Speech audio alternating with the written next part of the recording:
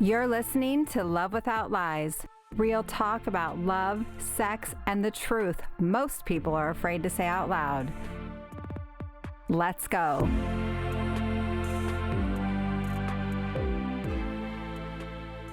What's up, guys? Today I want to talk about one of the most common questions I get asked, and that is, why do so many relationships end up with dead bedrooms?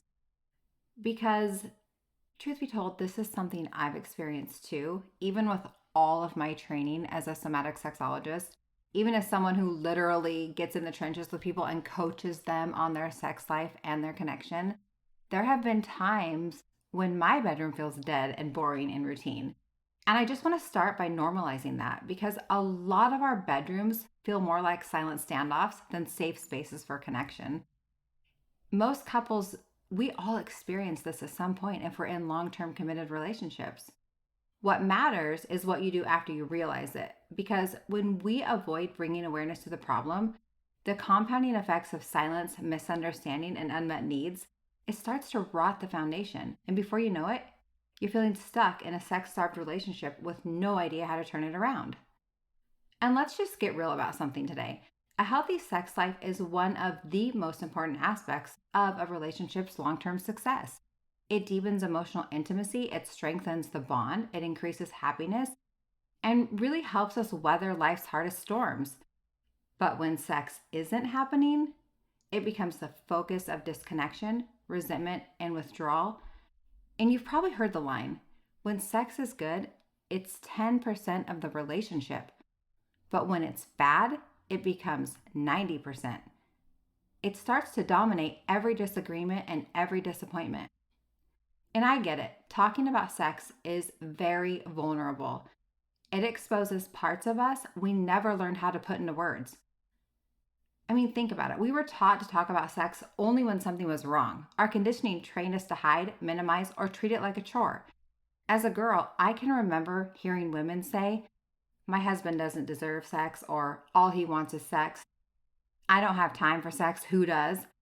And if sex was talked about, it was usually with a little bit of guilt and shame. And if you were too open and you talked about it too much, you were labeled as a slut. If you weren't interested enough, something was wrong with you. And men, they didn't hear much better. They were told, just don't get a girl pregnant, or they overheard their dads complaining about not having sex, or worse, they heard nothing. No one showed us how to communicate desire. We weren't taught how to express what we want, or even hear what our partner wants without feeling criticized or rejected. And this is where most bedrooms start to feel dead inside.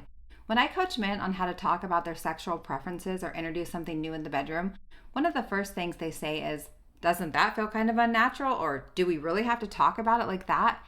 And right after that, I almost always hear, "I used to have great sex all the time when I was dating. It was easy. What happened?" Well, let's talk about that today. Because in the beginning, sex always feels effortless. Most of us weren't actually talking about what we wanted. You weren't communicating desires or boundaries. You were just riding the rush of newness, the novelty, and enjoying the endorphins. And I can bet that you probably didn't speak up about what didn't feel good. You likely didn't ask your partner what they really liked. And you were too uncomfortable or afraid of killing the vibe to say anything. But here's the thing. If you stayed with that person for 2 or more years and you never talked about sex, never evolved it, never adjusted it to your body's desires or your life's phases, you'd both be left wondering why something feels off. Because the truth is, it probably wasn't that satisfying in the beginning. You just didn't know how to talk about it and express it to each other. And now that you're more comfortable with each other, the discomfort has been replaced with silence instead of honesty, helpful conversations. Something shifted for me recently. During my somatic training, I'm surrounded by people from all walks of life with all kinds of different sexual preferences. There's people that are involved in the kink community. There's people who practice polyamory. There's people who practice ethical non-monogamy. And honestly, this has completely changed the way I think about communication and sex.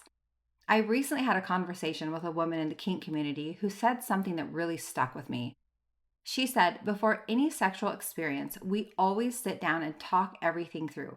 What feels good, what doesn't, how we communicate if something isn't working, how to share when something is working. And they even communicate about the experience before it will happen. They set intentions, they're checking capacity. and they're making sure it's aligned for both of them. She said, I can't even engage sexually with someone outside of the community because they won't talk about it first. And she said, if you can't talk about it, someone walks away feeling unsatisfied. And that blew my mind because, truth be told, up until now, I had never had a partner who wanted to talk about sex like that in the monogamous world. That level of communication is almost non-existent.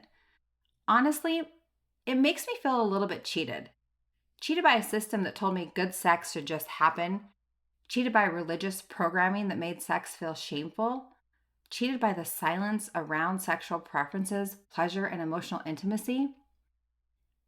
We should have been taught that sex isn't a performance, it's a practice, and communication is what makes it better over time, not worse. And here's what I know for sure. When two people can talk openly without shame about what they want, what they need, and what's working and what's not working, that changes the game. It changes everything. You stop going through the motions, you stop settling for half-assed sex, and you stop assuming and start collaborating. Sex, truthfully, at that point goes from McDonald's to gourmet. Now, if you know me, you know I'm going to leave you with a challenge. If your sex life is working and you're both happy, don't change a damn thing. But if what you're doing isn't working, try this on for size. Instead of waiting for your partner to magically just get it, get curious, ask a question, start a new conversation.